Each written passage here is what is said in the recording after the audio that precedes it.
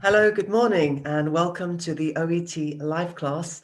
This is OET Writing for Medicine, and my name is Mary Claire. I'm one of the tutors here at E2 Language. So thank you very much for joining me. I hope you are all well, in good spirits, and managing with these challenging times that we are dealing with at the moment, with lockdown and restrictions placed upon everybody. Anyway, so please do go ahead and introduce yourselves in the chat box to each other, but also let me know who's in the class. I'd be interested to know who's here, who's joining us, and also where you're from.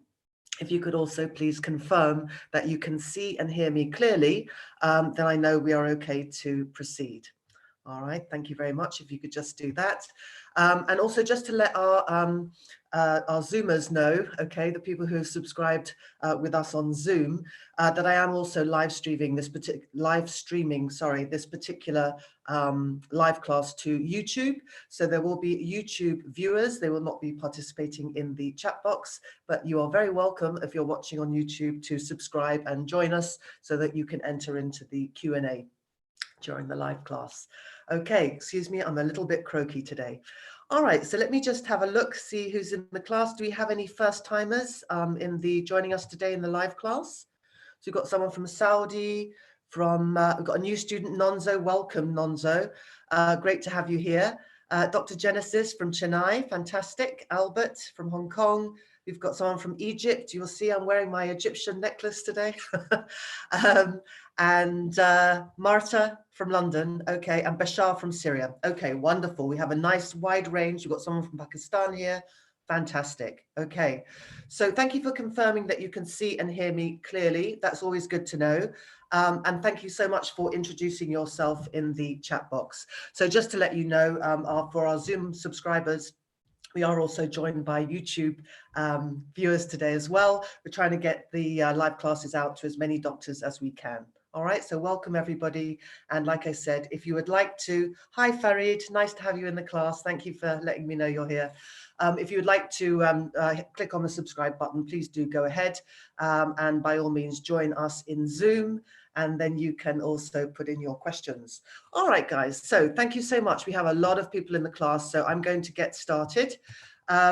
So just a few reminders about what we offer here at E2 Language. We offer basically, what would I call this, an integrated package in order to be successful, and rather than keep taking the test, repetitively, these live classes, you're going to get a lot out of them. But also I do recommend, subscribing to some form of package according to your price point and also according to your needs.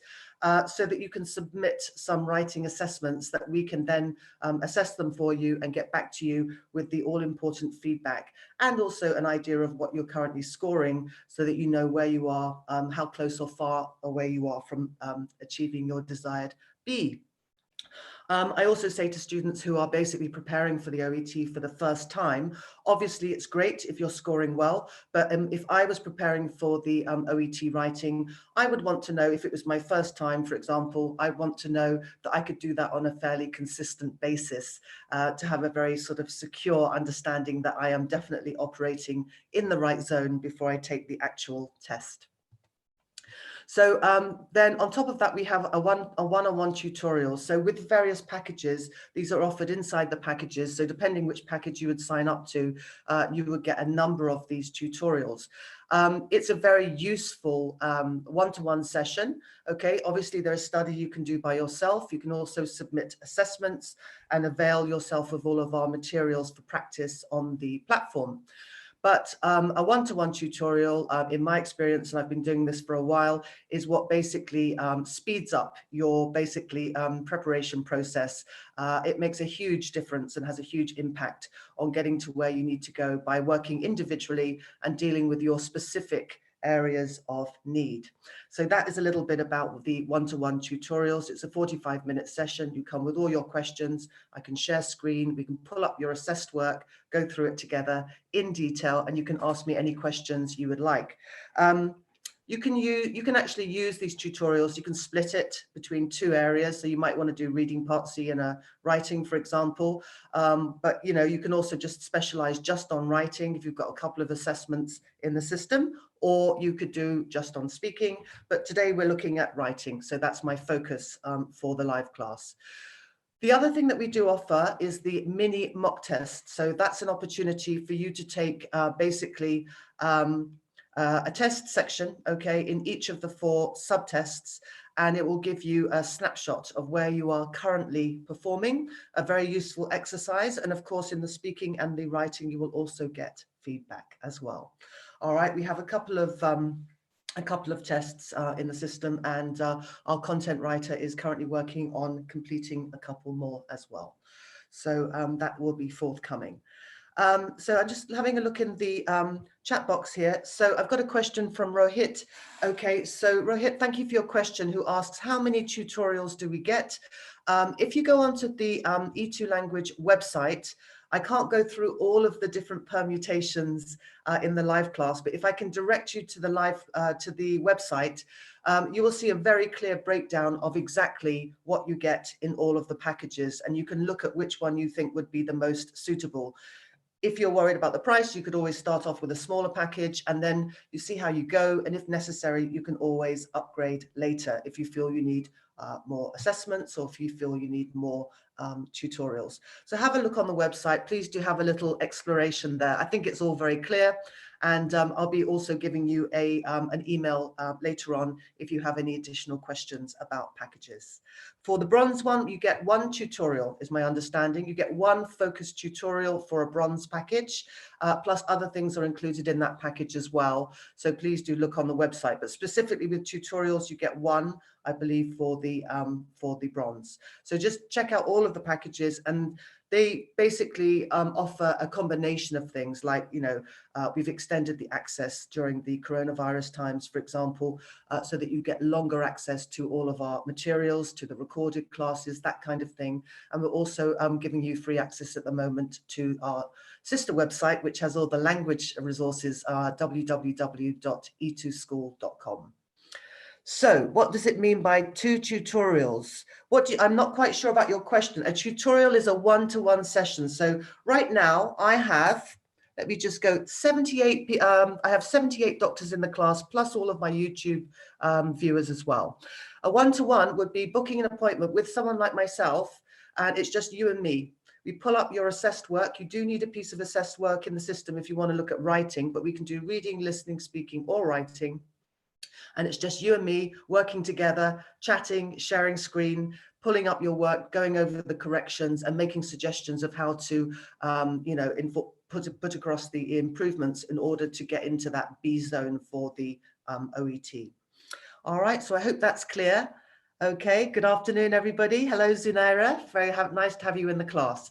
So I need to press on now because that is just kind of an introduction, and I will hang around at the end if you have more questions about packages.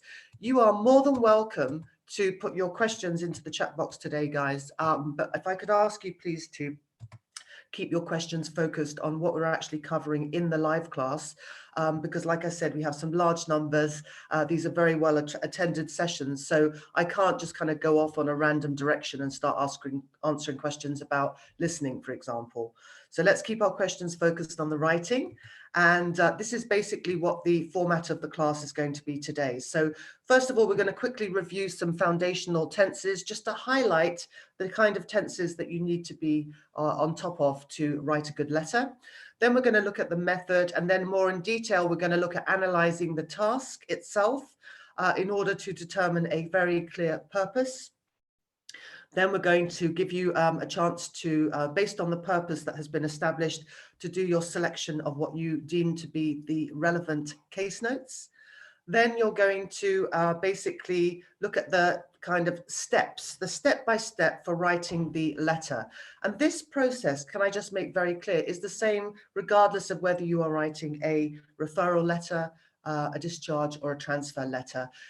There is no template, so you don't need to think about very specific language that must be used for each of those. You need to think about the type of letter, and you need to focus on the step-by-step process is going to be your best guide to succeed.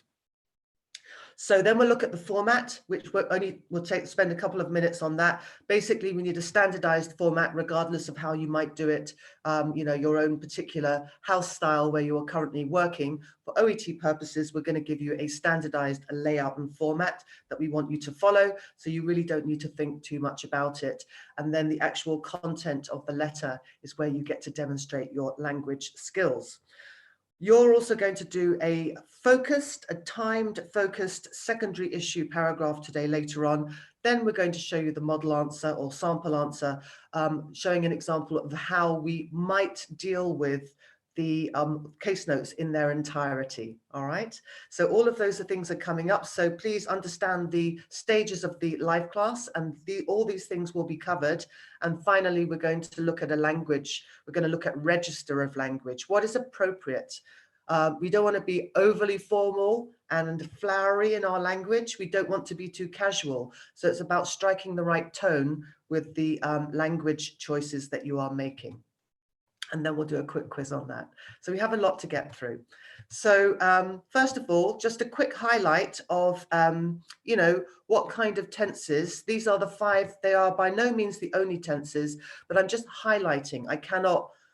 This is what we do in tutorials. If you need specific guidance, or you really want help with sort of particular things in your tense use, I can do that, but not in a live class. We've got now nearly 80 of you on Zoom at the moment. So I'm highlighting the tenses, and then I'm going to basically tell you where to go to do some follow-up study, or you can book a tutorial. Okay, so Saeed is saying, yeah, you have a problem when it's the auxiliary verb. So we have good resources, Saeed, that I'm going to direct you to, or if you have specific issues that you really would like some teaching input on a one-to-one basis with myself, please do go ahead and book a tutorial. I can definitely help you with that. At the moment, we have a couple of mock tests available, EHAB. Okay, and like I said, our content writer is working on more. We do provide very good, high quality materials. So these are not things that can be rushed, but we also have practice test questions on the website, on the platform, on the E2 language platform as well. And of course, these live classes, we change the sets of case notes every week. So it's kind of rotated on a 10-week cycle. So you can get something from looking at all of these 10 classes. We will be reinforcing the step-by-step process and technique, but we'll be dealing with different case notes over a period of 10 weeks. Okay, so let's get cracking. So look, we're just going to put up examples, and this might highlight areas you think, you know what, I really need to do a bit more study on my tenses so that I can apply this in all of my letters. So present simple, don't forget on the third person singular that you need to add the S. Okay, so for example, Mr. Lin urgently requires your expert assistance. Okay, so this is an example of the present simple, which the main uses for present simple are when we are conveying fact, general truths, or repetitive habitual actions. Okay, so that's the present simple. Then we have present continuous. I am doing.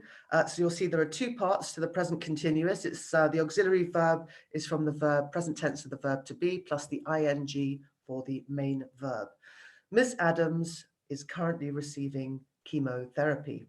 Okay, that would be an example. So present continuous used for actions which are ongoing at the time of writing. So they are basically incomplete, unfinished actions which are continuing. So that's for that tense. Then we have the present perfect. Okay, so you'll see the present perfect has 2 parts. It's conjugated with the auxiliary verb to have in the present tense. That's why it's called present perfect. And then we have the past participle is the second part of that present perfect form. When do we use it? Well, there are a few different uses of the present perfect, but the 2 main ones that I always highlight for this particular type of writing in this letter will be either for actions which have occurred in the past with no specific time reference, which are complete. And that is the example we have right now. So Miss Smith has been treated with cold compression therapy. So we're not focusing on the time. We are just conveying the fact that this has been done. Okay, she has been treated with cold compression therapy. The focus is on the action, not on the time that it was completed. The second use you will need for present perfect, if I just make it super simple, but go ahead and do some additional study if you need to, is with the words for and since. Okay, so with for and since, it normally we are conveying the idea of an action that started in the past, continuing up to the present moment. So, for example, I have been a teacher for 20 years. It's actually longer than that. Or I have been a teacher since 2000. Okay, so for with quantity of time and since with a point in time, but either way, we're talking about an action that started in the past, continuing to the present. And the only difference between that and this one here is I have been doing is it's a similar usage, okay, for an action starting in the past, continuing to the present, but we're adding another aspect to show also that I want to convey the idea that this action is also ongoing. Okay, it's unfinished and it has three parts. So, for example, Mrs. Tran has been undertaking a course of physiotherapy sessions. She started in the past, continued up to now, and we also want to make it clear that they are ongoing as well. Okay, and the last one, past simple, completed actions in the past with a clear time reference. Okay, so if you're using a date, or you want to say 2 weeks ago, or some specific time for a completed action in the past. So the example here is Mr. Jones was admitted to St. Andrews 2 weeks after his operation. So that is a clear time reference, and the admitted bit, that's finished. It's a completed action, and we know when it happened. Right, so we're going to do a quick quiz, guys. I'm going to put up some sentences and I'm going to give you 60 seconds. Please do go ahead and type your answers into the chat box, please. And then we'll look at them together in just a moment.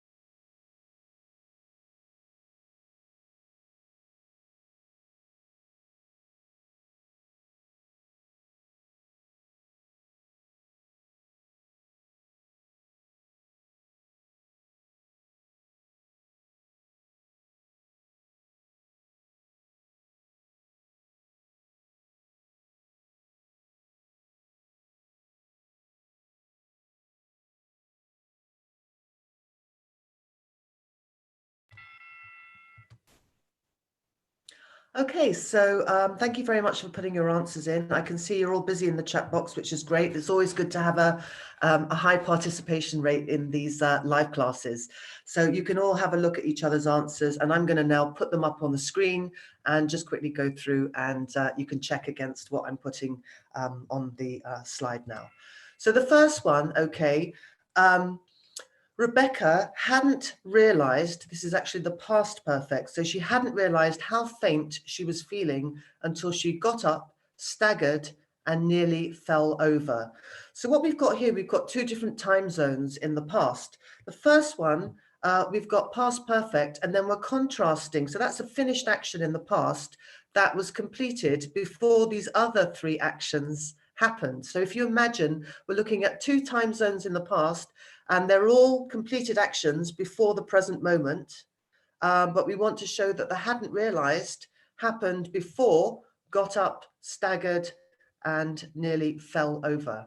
So those three were in the past simple. They're also completed, and hadn't realized we're contrasting something that happened further into the past before those other three actions, but they're all completed and they are all in that past time frame. Number two, although his chart states nil by mouth, it seems his family has been sneaking food onto the ward. So we've got the first tense is in the present simple, it seems. We're using what we call, this is what we call a stative verb. Okay, it seems his family and then has been sneaking food onto the ward. The idea here is that from the past up till now, and it seems to be ongoing. So we've got just a simple present for what we call a stative verb. And then the second verb, has been sneaking, is for an action that started in the past, continued to now, and it appears to be continuing at time of speaking or writing. Number 3, the paramedics attempted CPR on the victim, but he had swallowed too much water and died at the scene. So again, we've got 2 completed past actions, but one is further into the past than the other. So what we're doing is we're contrasting 2 completed actions in the past. If it's in the past perfect, it means it happened earlier in the past than the second action in the past, which is past simple. Okay. And number 4, the GP suggested Pamela stop smoking if she is serious about overcoming her breathlessness. Okay, right. I think this one may bring up some questions. Let me just have a look in the chat box. Okay, so why not have attempted? Okay, which one are we looking at there? Okay, because have attempted would be something that, yeah, it's a good question. So have attempted would be something that is just focusing on the action, whereas these sentences, it's a very good question, are taken out of context. So for number 3, I'm imagining that there would be some kind of contextual time reference there. And we would never use present perfect with past perfect. So if you've got 2 actions which are completed in the past time, and we want to contrast to show that one happened and finished earlier than the second one, which is also completed in the past, the corresponding tenses are going to be past simple and past perfect, because present perfect references the present. And the past perfect, which is had swallowed, references another action in the past. Okay, so there is quite a lot to think about in that one. So again, I hope that's clear. Present perfect references the present, and past perfect references another action in the past. So I hope that answers your question. Who was that question from? 1 second, please.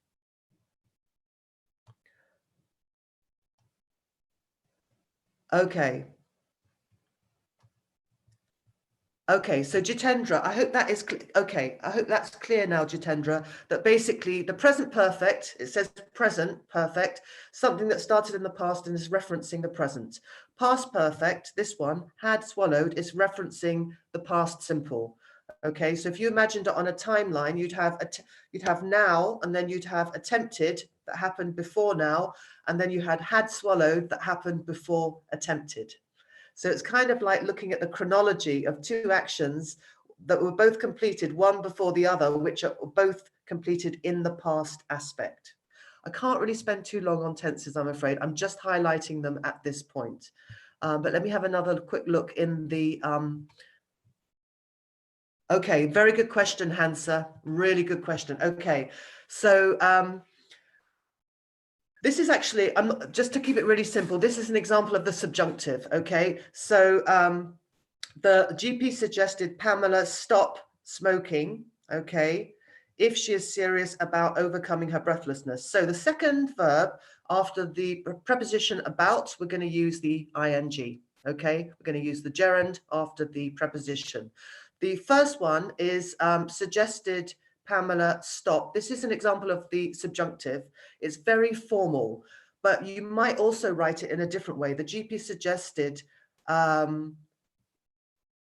Pamela should stop smoking would be another way to write and convey exactly the same meaning. So it's a subjunctive. It's used in very formal English.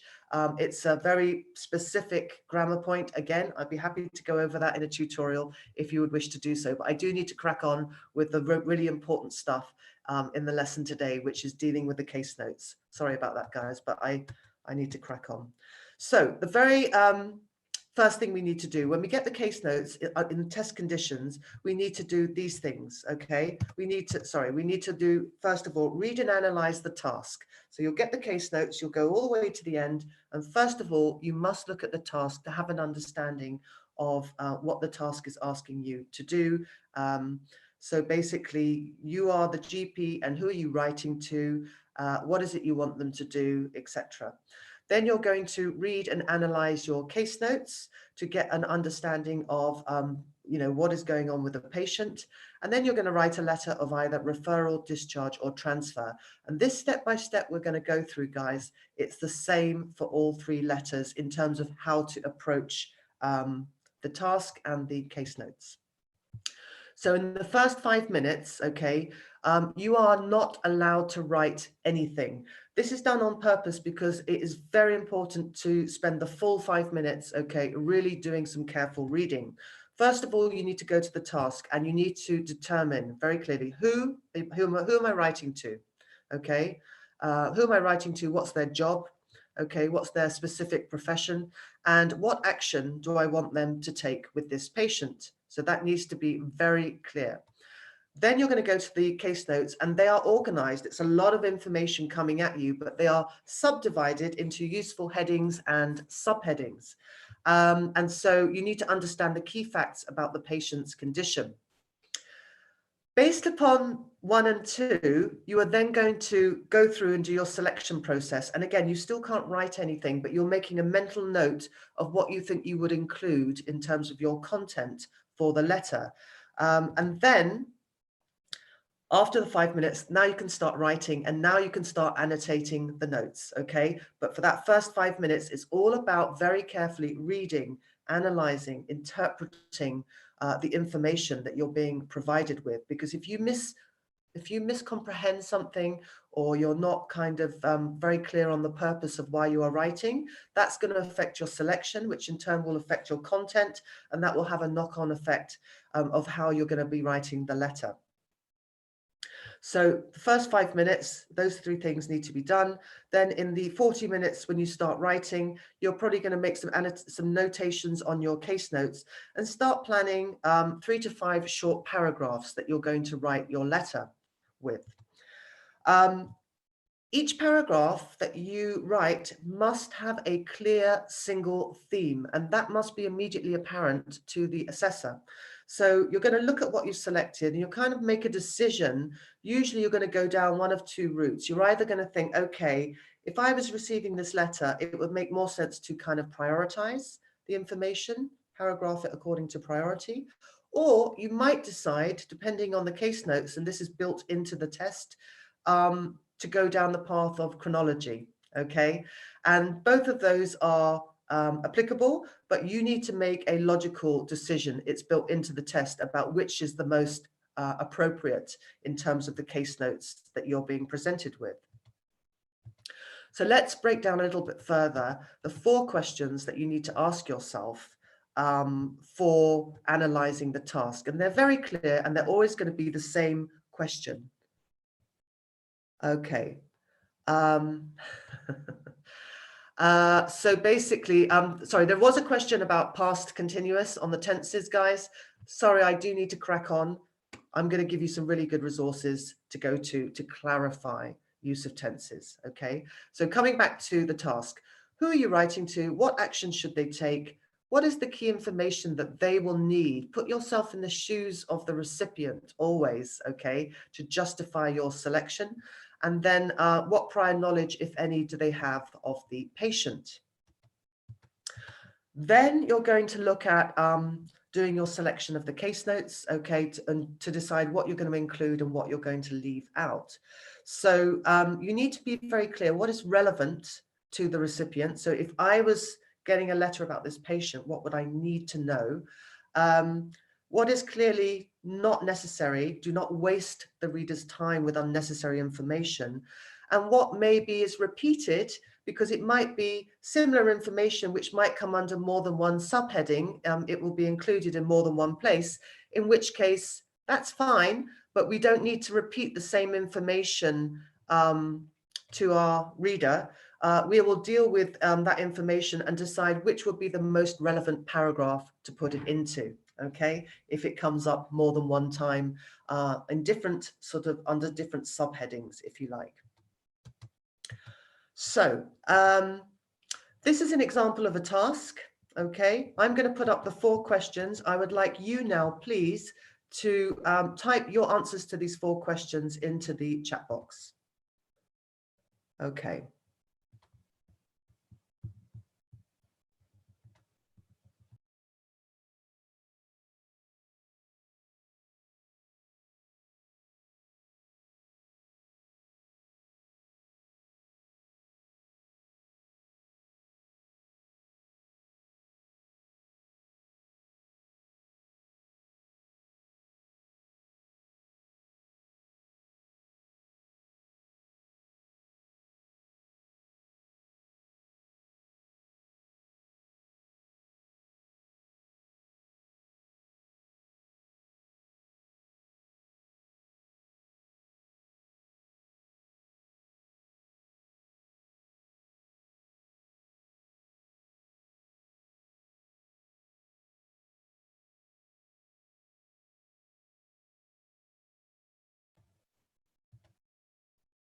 Excellent. Okay, we've got a very hectic chat box this morning. Wonderful. Okay, so let's just confirm here what is the key information. We need to establish a very clear purpose, which will also inform the introduction that we write in the letter. So first of all, who am I writing to?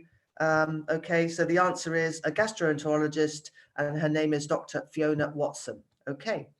What action do I want the reader to take? Well, it's here in the task, okay, highlighted in blue, further investigation. So we don't need to go into the detail in the introduction, but we do need to establish, what it is that we want this person to do. And then what does the reader need to know? Well, they're going to need to know the relevant history and current condition of this patient, and that will be gleaned from the case notes, okay? And finally, what does the reader already know? In this particular instance, they have no prior knowledge of the patient. So with these 4 questions, imagine that you are Dr. Fiona Watson, and imagine what it is that you need to get from this letter that is being written to you. It always helps to put yourself in the shoes of the recipient of the letter. So, now we're going to look at the case notes. So this is something that you cannot skimp on. You do need to put in the full 5 minutes and do careful selection. So what is relevant, repeated, and not relevant? I'm going to clarify. So under content, okay, this is basically, we've got here part of the assessment criteria, the basis upon which you will be assessed. So you have to imagine this person's never met the patient before. So you need to include in your letter, after the introduction, when you say, they need to carry out further investigation, all key information is included with no important details missing. So you need to read the case notes very carefully, and anything which is a detail which will expand upon, okay, the purpose that you give at the beginning of the letter must be included. So that is one side.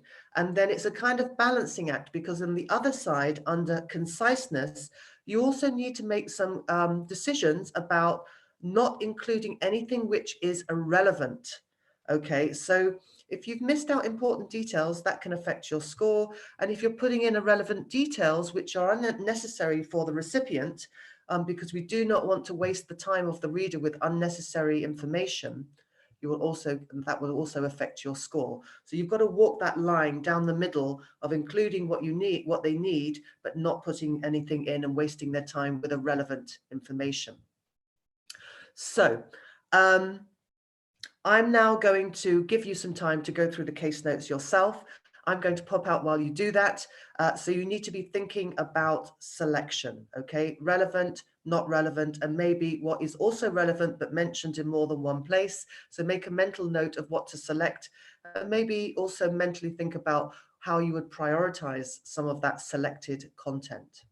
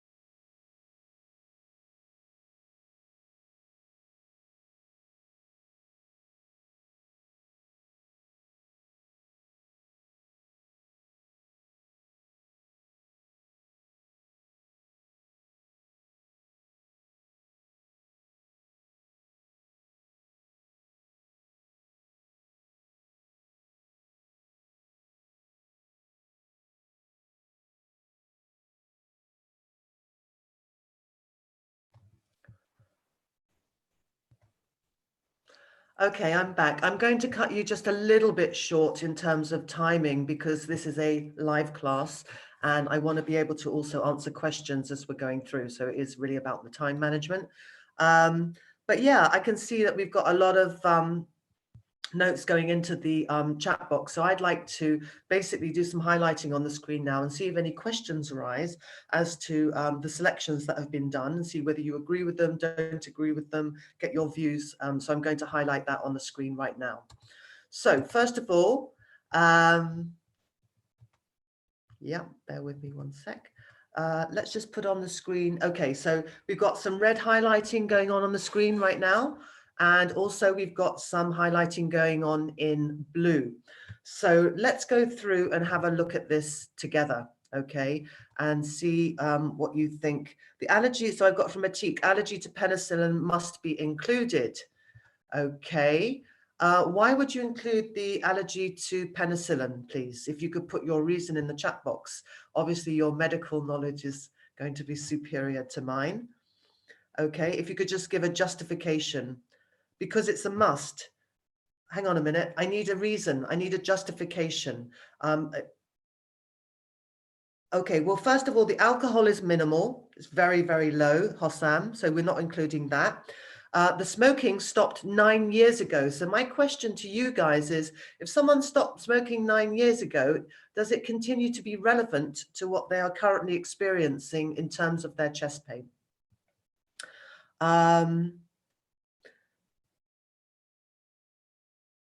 So because penicillin is a commonly used antibiotic, so the doctor needs to know it. Would they be prescribing antibiotics for this particular condition? Ah, okay. So allergies are very important. Yes, anaphylaxis. Okay. The smoking is relevant to chest pain still now. Okay, that is a question that I have. Okay. If someone stopped smoking 9 years ago, is it still relevant to include it? Okay. Please do feel free to type your answers into the chat box. I'd be interested to know. And at the moment, I've got the chat box open on community, so you can all see each other's responses to this. Smoking is associated with GERD, absolutely, Naeem, but the patient has stopped smoking 9 years ago, if you read the notes. Ex-smoking for a long time, yeah. Penicillin should be included. So I'm getting some feedback from you guys about those two things, the smoking and the penicillin. I think the alcohol is minimal, so I'm not sure that that really is that relevant. 1 to 2 units monthly, that's barely, that is very, very low. Okay, so basically we're obviously going to need the name and we need the age. We've got the medical history, chronic obstructive pulmonary disease. So the first time we've mentioned that, we'd write it out in full, and then you can maybe mention it as an abbreviation thereafter. And that was basically since, they've had that since 2018. Then you've got the reflux, that's also relevant, but the other stuff in the medical history is not relevant to the gastroenterologist.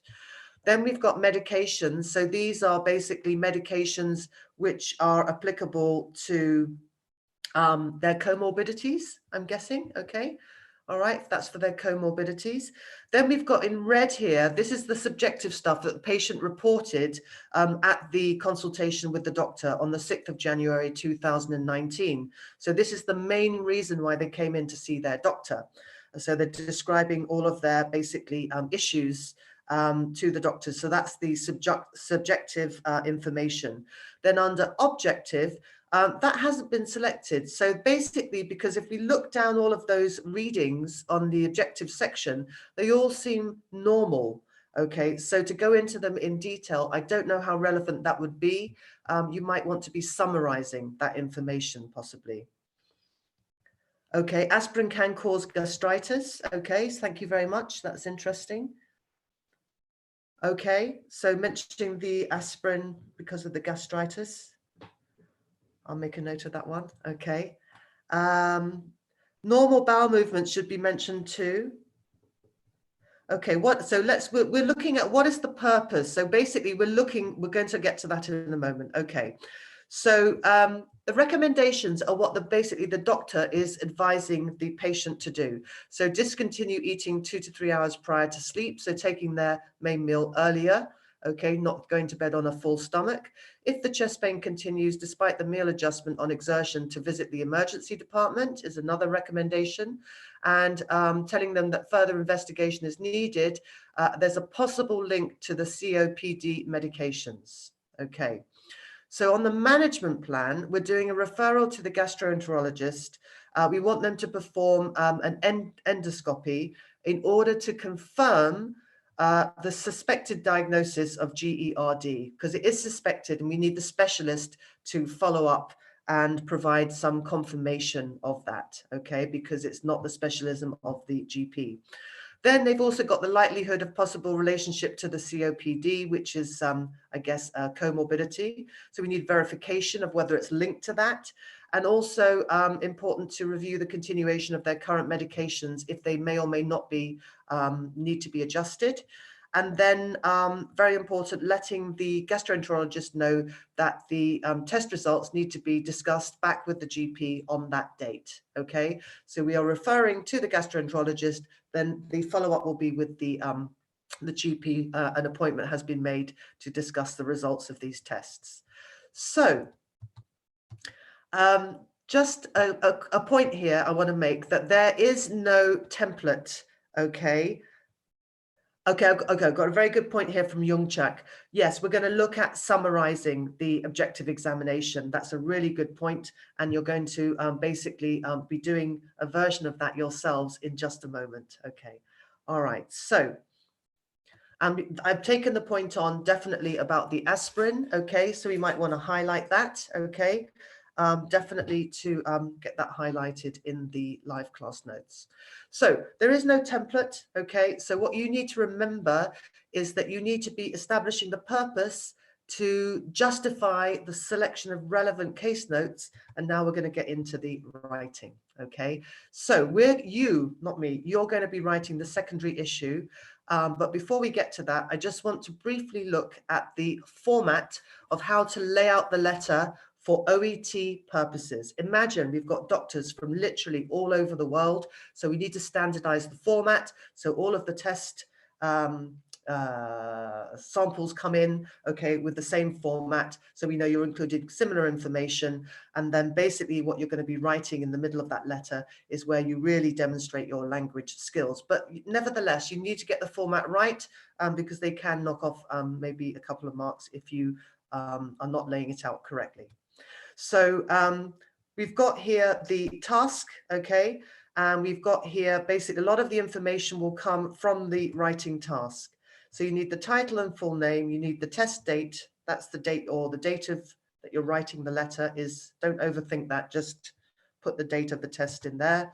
And then we need information, that information is taken from the task. Then we need to get the other components. So, okay, so basically we need the date. Okay, all right, that will come from the case notes. Sorry, the date of the actual test, excuse me. Then we need to get the name of the patient, the full name and their title and their age. Now, sometimes that information is presented as a date of birth. Either are absolutely fine. Do not waste your time calculating their age from the date of birth. You can just put DOB and then you put their date of birth in there. All right. So you'll see we've got the date here. All right. You can put the date above the name and address or below the name and address. Doesn't matter. And you can put the RE line, this RE line here, you can put it above the greeting or below the greeting. And you will look at how the letter is signed off with yours sincerely, Doctor. So we always get some very sort of pedantic questions coming in this section. It's not paramount, but obviously I understand. So if the title is not given, you're going to have, it's a very good question, Siddhartha. Usually it will be clear whether it's a male or female that you're dealing with, Mr. or Mrs. or Ms. If you don't know if the person is married, you would put Ms, MS. If you know that they're married, you could put Mrs. Or Mr. for a gentleman. So it can be the age or it can be the date of birth, okay? So basically you can put, for the age, you can put aged 54 or you can put 54 years or 54 years old, okay? If you look across all of these recorded classes, there's a There's just a couple of ways to do it. We cover all of them. It's 2 or 3 different ways. I wouldn't overthink it. If you just put aged 54, that's correct, or date of birth and put the date of birth and lay out the date of birth like the date here, that would also be absolutely fine. Okay. I want to move on to now what is really more important though. So RE stands here for regarding. I think it's basically reference. It's like referencing. You're referencing, or the reference for this letter is Mrs. or Ms. Judith Henning, aged 54. So yeah, RE is basically a short form of something which is probably Latin. Don't even think about it, but it's a standard feature. You need to be very clear on the reference here is Miss Judith Henning, aged 54. Okay, so you need to know who it is this letter is in reference to. Right, comma after Dr. Watson. Okay, if you do the greeting, dear Dr. Watson, with a comma, then you also need to do yours sincerely with a comma. If you leave it off, make sure your signing off is the same. It is a stylistic thing, doesn't matter, both are fine, but just make sure your greeting matches your signing off and that they are the same. Okay, so that is your choice. So I'm not going to spend any more time now on the layout because it's something that we have it on our E2 language platform. You can look at it any time you want to look at how to lay out the letter, but we're just kind of showing you briefly. Now, what we're really concerned about is this bit in here, 180 to 200 words to write what I call the meat and potatoes of the letter. So it's a guideline. You will not get penalized for going a few words over 200 words, but you will get penalized if you are including irrelevant information, and you will get penalized if you're writing unnecessarily long, wordy, convoluted sentences. Okay, so that is something we can help you with in a tutorial. If your feedback comes back that you're writing, you're not being concise, or you're not dealing with the information in a streamlined manner, that is kind of very precise sort of language-based information that will vary from individual to individual. But it is something that comes up a lot in tutorials, and we can definitely help you with that in a one-to-one session. So decide how many paragraphs and what will go into each paragraph. I am going through very briskly, guys, because this is a 1-hour live class. Then we're going to write the secondary issue. So what we're dealing with in the secondary issue today is the relevant, only the relevant ones, the relevant comorbidities. So we're prioritizing. So you would write your introduction, your primary medical issue, which is the chest pain stuff, will go in that first paragraph. And then you're going to write a secondary medical issues, which are the kind of the comorbidities which would be relevant to the gastroenterologist in order to carry out the further investigation. So we're putting secondary, useful, relevant comorbidity stuff because this person has never met the patient before. So they'll need the full picture. So basically, we've covered the main issue. So now we're going to the secondary issue. So, oh my goodness, the time flies.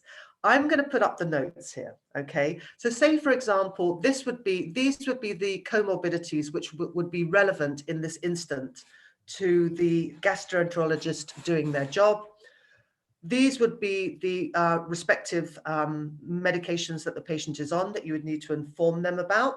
And then we've got the objective stuff here, and this would be the perfect opportunity. We had the question earlier for summarizing this, because I don't think it's useful. If everything's perfectly normal in the objective examination, I don't think it's useful to write all of this stuff. I think you can summarize that into a sentence. So I'm going to give you an opportunity now to write your own paragraph, okay? And then we're going to compare it with a sample answer afterwards, okay? So you don't actually have a timer on the screen, so I'm going to time you. I don't know why the timer is not, okay, so I'm going to go, aha, here we go. Where's the timer? Here we go. So I'm going to let you write your own paragraph now. And we're also putting up some useful language that you might want to use for combining and organizing your bits of information into a nice, cohesive, streamlined paragraph. Okay. So I'm pop out while you do that. Okay.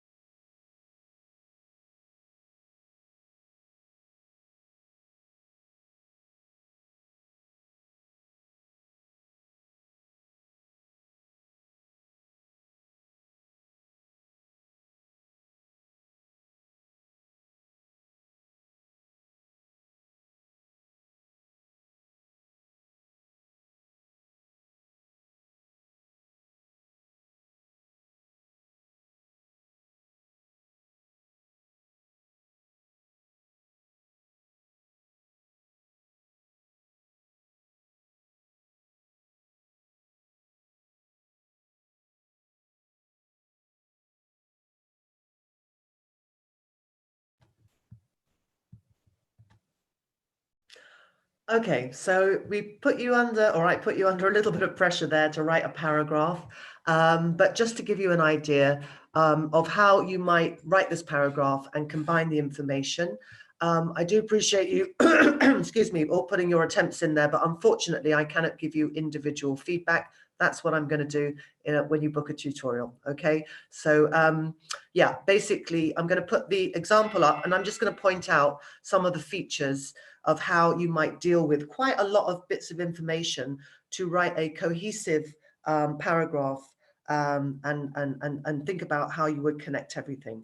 So they've started here with Mrs. Henning has chronic obstructive pulmonary disease. So that's a comorbidity which is pre-existing, for which, so we're linking here, she uses both Combivent and albuterol inhalers. So that's dealing with the COPD, and we're combining it with the medication that she takes for it by linking with for which. Then we've got the second comorbidity. For the last 6 months, she has been taking, so that is present perfect continuous from the past up till now, and it is also ongoing. Good example of the present perfect.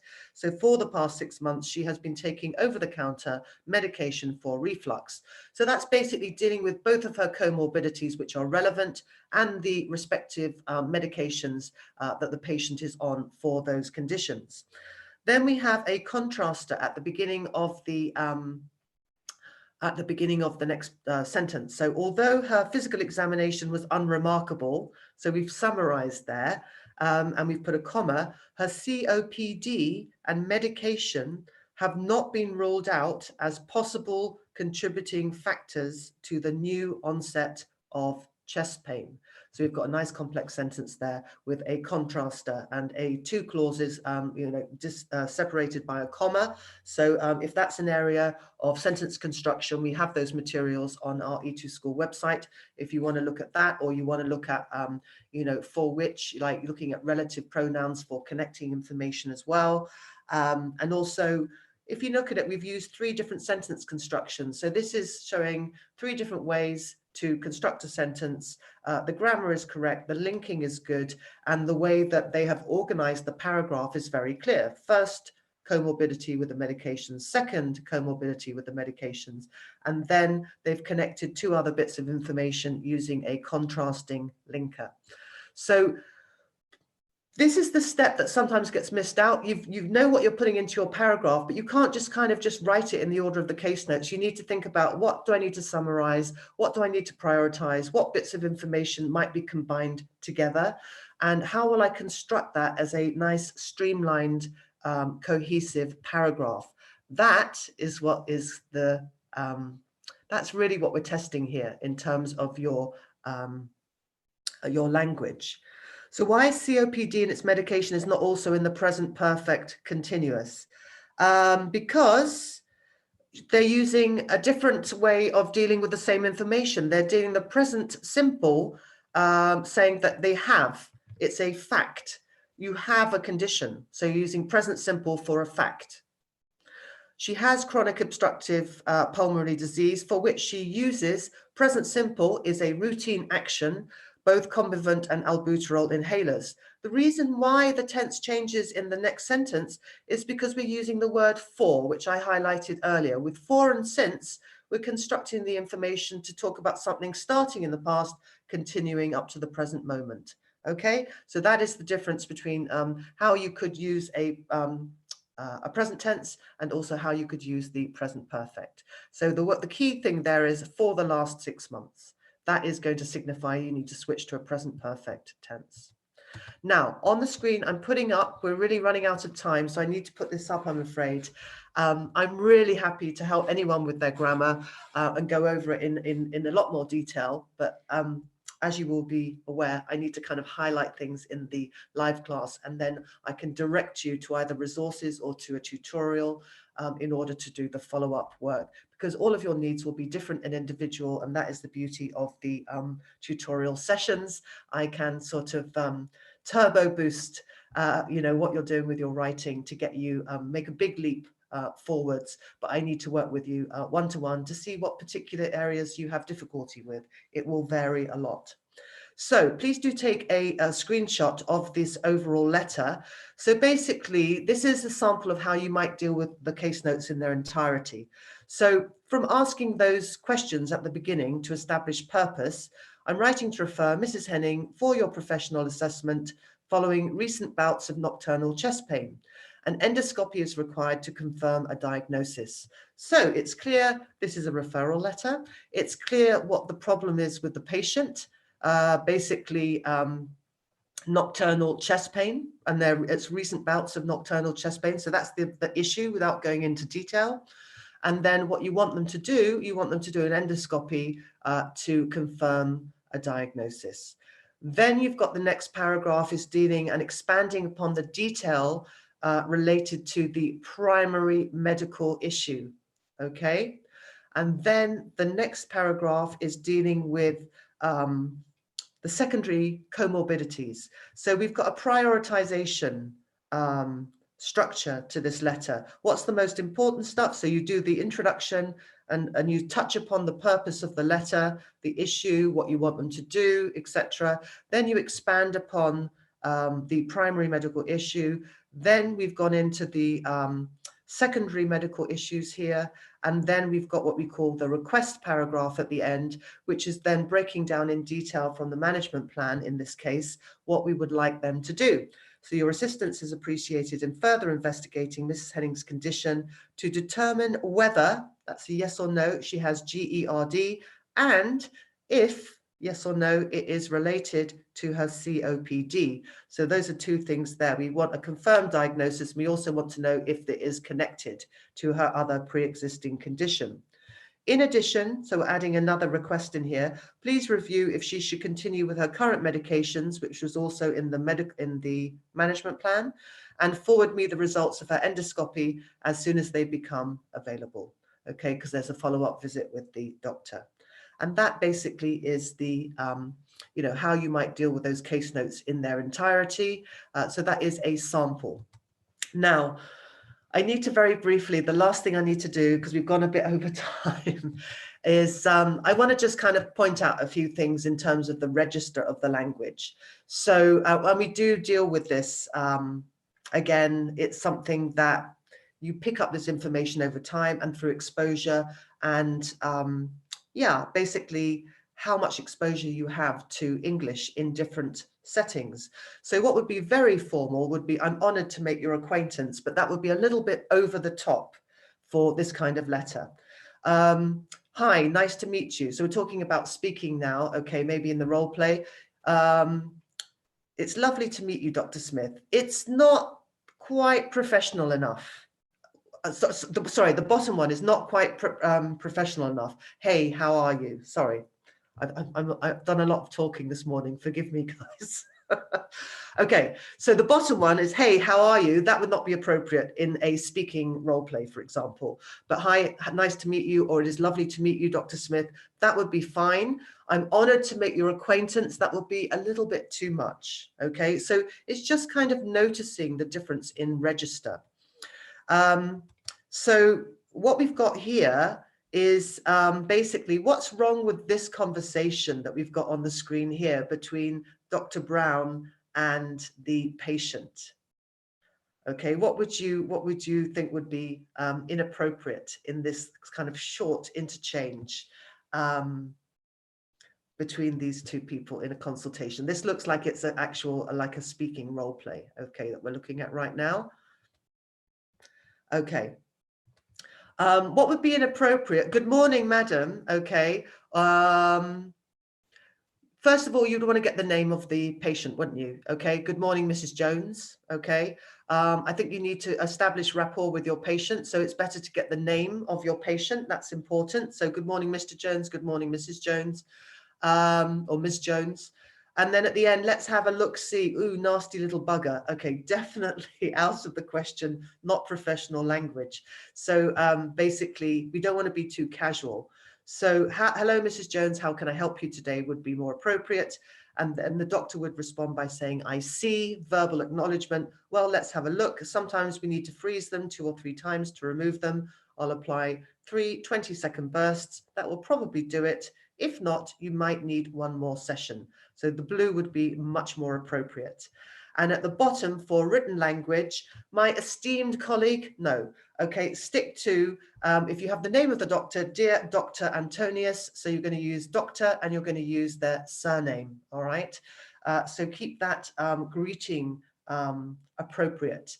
My esteemed colleague would be unnecessarily kind of fawning and over elaborate for this type of letter. So I've got some information on the screen. Unfortunately, I can't give you the 2 minutes. I do need to check out. But there are some issues in here that are inappropriate levels of formality. So I'm just really pointing these things out. And we're happy to do that also in your letters. If you're not managing to get the tone right, then I think you can build up through exposure to looking at all of these recorded classes. You kind of get a sense of what type of language you can use. But for specific examples, we might go through your letter and I might explain why something it would not be appropriate in that particular type of letter.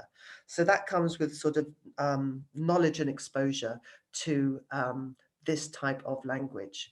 So what we've got here is when he turned up. We don't tend to use in a written format for this letter, we don't tend to use phrasal verbs. Using phrasal verbs in the speaking role play is fine, but in a letter, we're going to go with the more formal version which would be presented. So when he presented today, okay? Then with the next one, since 1991, we've never referred to them as the guy, the woman, or the patient. Mr. White. So the first time you mentioned Mr. White would be up here in the paragraph. So thereafter, you can refer to the Mr. White as he, using a pronoun, okay? And then when you go back to the beginning of another paragraph, you would revert to Mr. White, but you wouldn't refer to them as the patient and you wouldn't refer to them as the guy. So this second reference here, you could use, he has paid repeated visits to his GP. And then this sentence here, in 2010, he was admitted to hospital with excessive flatulence. Now, you need to be using, this is difficult, a superfluity of flatulence. It's about collocation. This comes with exposure to the language. We would never say that. It sounds unnecessarily flowery and over elaborate, okay? We would talk about excessive flatulence. Now, a superfluity of is also 3 words. Why don't we just use excessive? It does the job, okay? Flatulence, by the way, is uncountable. So we don't need to put an excessive flatulence. You can't count flatulence. Not that I want to spend too long on this subject particularly, but flatulence is uncountable, but a superfluity of, by the way, superfluity is countable. But let's not use something which is over elaborate. Let's just use the word excessive. So you can build up this knowledge through exposure, by attending all of these live classes or recorded classes. Then we've got, you want to use language which is unemotional and not judgmental. So, and it's currently slamming down macrogol and simethicone. So slamming down, very informal language. We need to be very objective, impartial with our language choices. So that is currently consuming or is currently taking. Okay, we want to walk that line of being completely objective. We are presenting information objectively to the person we are writing to. And then please note his pathology results will turn up in 3 days. Again, a phrasal verb, avoid this in your writing. It's fine in the speaking, but not in writing the letter. Pathology results are due in 3 days. So I need to just now make it very clear that we've got help@e2language.com or hello@e2language.com for any follow-up questions regarding packages. If you feel you'd like to subscribe to one of the packages because you feel you need a combination of grammar resources, speaking lab resources, practice tests like we've got here on the E2 Language platform. So we've got practice in here, you can go into OET course, writing, you'll see you've got the overview, the method, the practice tests, the format, it's all in there. And we've got the second website, which is www.e2school.com, which has all of your vocabulary test and grammar resources in there if you need to go in and do some other work. And we've also got the core skills. If you click on that on the platform, we've also got some grammar and skills work in there as well. Aside from that, you can access these live classes. They are repeated a couple of times during the week. The new week for live classes starts on a Monday. So from tomorrow, okay, all the live classes will be then going on to the next week in the cycle. What else do I need to tell you? Hello at E2 Language is just basically for student support. They're very, very helpful, very, very supportive. But I do, recommend that you go onto the website first if you're thinking about looking at packages and what they include and the price points.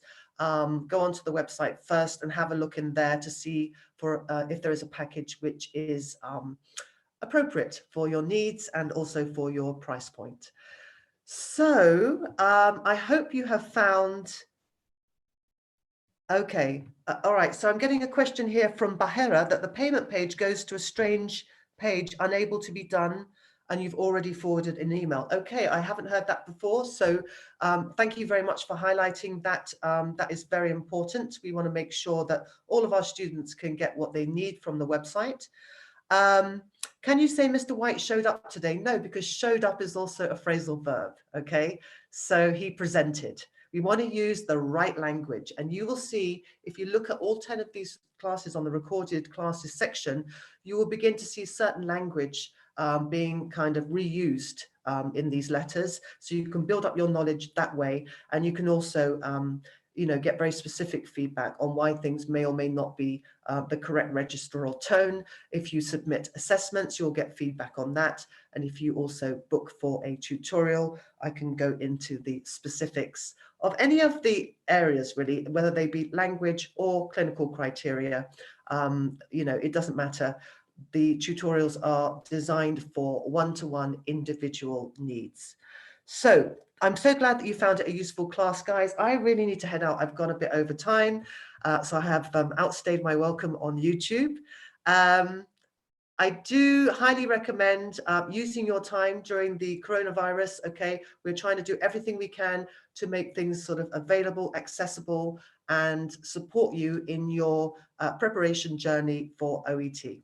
Okay, so please do go ahead and have a look, see if there's anything else that you can avail yourself of in order to utilize your time during this, depending where you are, this lockdown or period of time where we're experiencing restrictions.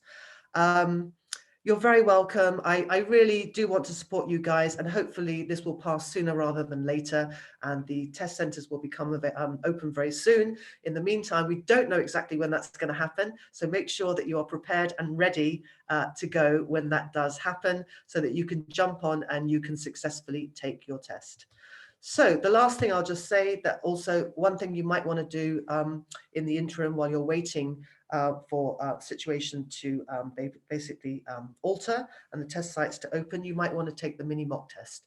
That will give you a very clear indication of where you're currently performing, and then you can basically from there address your needs. So take it and then think, okay, I've got to address my listening part C, I've got to work on my reading part C, whatever it is, and then you can go onto the relevant, basically the platform, or onto the E2 school website, or you can start submitting assessments, and then you're going to get sort of that feedback that you need to take things forward. So I'm sorry if I've repeated myself. These are very wordy, these live classes, and we do need to crack quite a fast pace. But it's been a fantastic class, very good attendance, and I look forward to seeing you guys same time next week. Have a fantastic week and all the best with your preparation. Okay, take care. Bye-bye.